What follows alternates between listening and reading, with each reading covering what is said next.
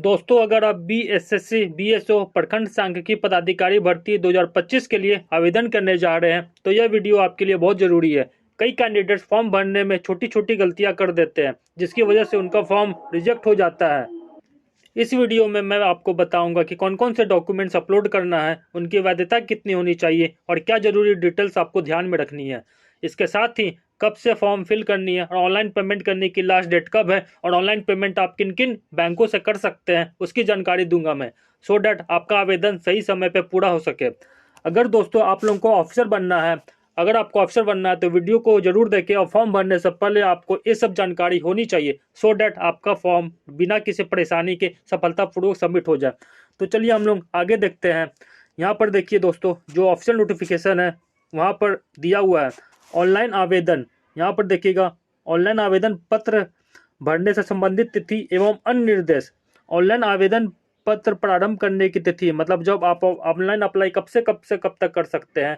1 अप्रैल 2025 से online start हो रहा है, मतलब एप्लीकेशन फॉर्म आप स्टार्ट कर सकते हैं, फिल कर सकते हैं।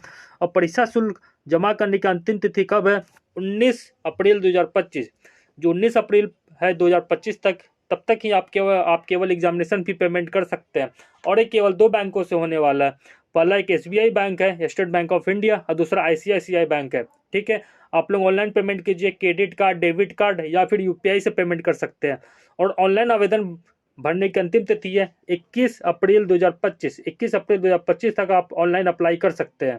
ठीक है दोस्तों, रखिए मैंने क्या कहा, जब आप फॉर्म भरोगे उसके बाद जब ऑनलाइन पेमेंट करने का जब खुलेगा सेक्शन, तो उसमें आप केवल एसबीआई और आईसीआईसीआई से ही पेमेंट कर सकते हो।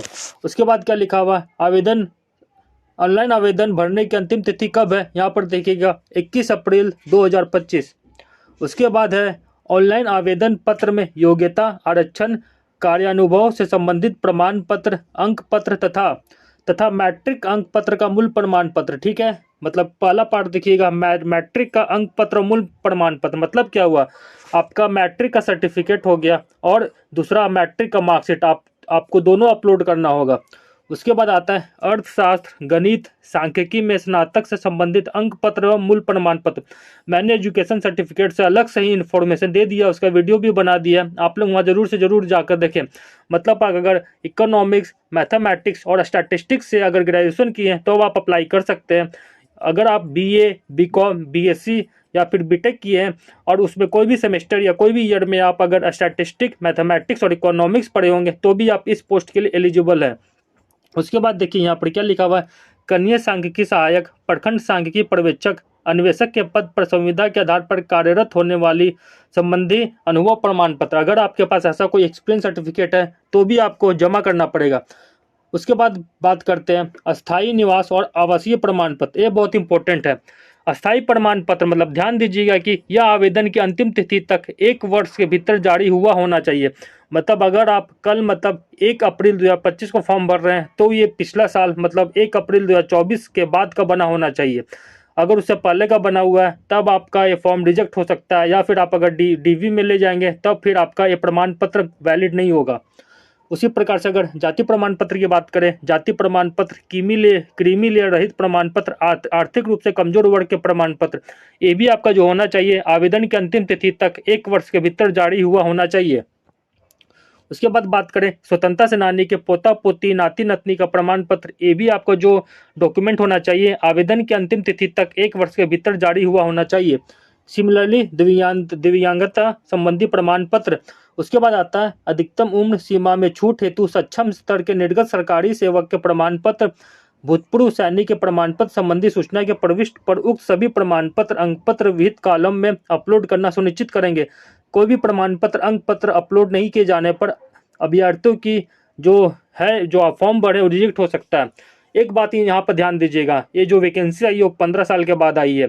अगर आप कोई भी डॉक्यूमेंट यहाँ पे अपलोड कर देंगे, अगर आप लास्ट में डीवी तक जाओगे तो यही डॉक्यूमेंट जो आप ऑनलाइन अपलोड किए हैं और आपका ओरिजिनल के साथ आपका मैच किया जाएगा। अगर आप वहाँ पर अगर मिलान सही नहीं पाया गया तो आप वहाँ पे रिजेक्ट कर दिए जाओगे, तो ध्यान रखिएगा। और दूसरी बात क्या है कि यहाँ पर अगर आप एक बड़ा फॉर्म फिल कर देते हो तो जिस प्रकार से CGL 3 या फिर CHSL का जो 12,000 की जो वैकेंसी आई थी उसमें आपको एडिट करने का ऑप्शन मिला था, इसमें हो सकता है आपको एडिट करने का ऑप्शन नहीं मिले। तो आप लोग फॉर्म भरने से पहले ये सब चीज़ों को ध्यान रखिएगा।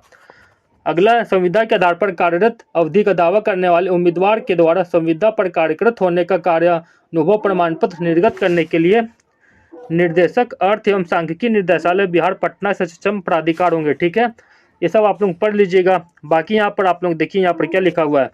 ऑनलाइन आवेदन भरने हेतु विस्तृत आवश्यक निर्देश आयोग की वेबसाइट, आयोग की जो वेबसाइट है वहाँ पर उपलब्ध है, आप लोग एक बार वहाँ पढ़ लीजिए। ऐसे में ऑफिशियल वेबसाइट यहाँ पर खोल के रखा हूँ। ऑनलाइन आवेदन के प्रविष्टों में किसी प्रकार के सुधार परिवर्तन हेतु समर्पित आवेदन पर विचार नहीं किया जाएगा।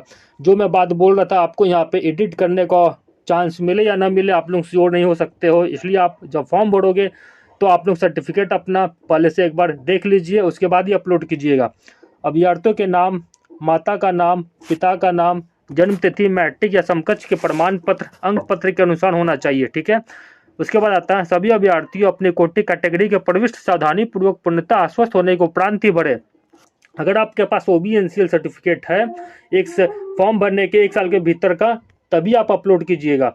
विज्ञापन की कंडिका 6 के उपकंडिका के आलोक में दिव्यांगता अभ्यर्थी द्वारा ऑनलाइन आवेदन के अंकित श्रुति लेखन की आवश्यकता है या नहीं, यस और नो पर सिलेक्ट करेंगे, जिसके अनुसार ही उनको इसका फायदा मिलेगा। उसके बाद आता है हमारा अभ्यर्थी ऑनलाइन आवेदन करते समय अपनी स्पष्ट मतलब जो आपका लाइव फोटो वेबकैम के माध्यम से खींचकर अपलोड करना सुनिश्चित करेंगे, मतलब आपका लाइव फोटो यहाँ पे सबमिट लिया जाएगा।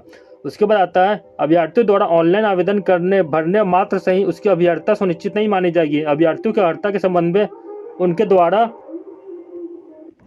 उनके द्वारा प्रस्तुत प्रमाण पत्रों वैध कागजातों के आधार पर आयोग अंतिम निर्णय लेगा। ठीक है, योग्यता संबंधी प्रमाण पत्र वही मान्य होंगे जिनका उल्लेख उम्मीदवारों ने अपने ऑनलाइन आवेदन पत्र में किया है। मतलब आप लोग समझ जाइए, जो आप लोग डॉक्यूमेंट अभी अपलोड करोगे DAV में आपका वही डॉक्यूमेंट से मैच किया जाएगा। अगर आप गलत डॉक्यूमेंट यहाँ भर दोगे कि चलो मैं कोई भी डॉक्यूमेंट भर देता हूँ, तो आपको DAV में बहुत बड़ा इशू हो जाएगा। ठीक है, मान्यता आपकी बेकार जाएगी। उसके बाद आता है अभ्यर्थियों को सभी वांछित प्रमाण पत्र मूल में काउंसलिंग के समय सत्यापन हेतु प्रस्तुत करना अनिवार्य होगा। प्रमाण पत्र मूल में काउंसलिंग के समय प्रस्तुत नहीं किए जाने पर उनकी उम्मीदवारी प्रभावित रद्द होगी। इस संबंध में आयोग का निर्णय अंतिम और मान्य होगा। उसके बाद आता है अभ्यर्थियों यह सुनिश्चित करेंगे कि ऑनलाइन आवेदन समर्पित करते समय उनके पास सभी वांछित प्रमाण पत्र एवं अंक पत्र मूल रूप से उपलब्ध हो, मतलब आपके पास ओरिजिनल डॉक्यूमेंट उसका हार्ड कॉपी आपके पास होना चाहिए। उसके बाद आता है घोषणा। मैं घोषणा करता हूँ, ये आप लोग पढ़ लीजिएगा। उसके बाद आप देखिएगा अंतिम तिथि, ऑनलाइन आवेदन करने की अंतिम तिथि दिनांक 1 अप्रैल 2025 से लेकर 21 अप्रैल 2025 की रात्रि 12 बजे तक आयोग के वेबसाइट पर भरा जा सकता है। अन्य किसी माध्यम से भेजे गए आवेदन पत्र स्वीकार नहीं किए जाएंगे। ठीक है, आप लोग ये सब पढ़ लीजिए। मतलब क्या हुआ, आप लोग जो भी डॉक्यूमेंट भरेंगे जैसे स्थायी प्रमाण पत्र, OBC, NCL और बाकी जो डॉक्यूमेंट है वो आवेदन की अंतिम तिथि तक 1 वर्ष के भीतर जारी हुआ होना चाहिए। ठीक है, तो दोस्तों यह थे BSSC BSO प्रखंड सांख्यिकी पदाधिकारी भर्ती 2025 के लिए जरूरी डॉक्यूमेंट से जुड़ी पूरी जानकारी। अगर आपको यह वीडियो हेल्पफुल लगी हो तो लाइक करें और दोस्तों के साथ शेयर भी जरूर करें, सो डैट और भी उम्मीदवार इसका फायदा उठा सके। और हाँ, ऐसी महत्वपूर्ण जानकारी के लिए चैनल को सब्सक्राइब करना ना भूलें। मिलते हैं अगली वीडियो में, तब तक के लिए धन्यवाद। जय हिंद।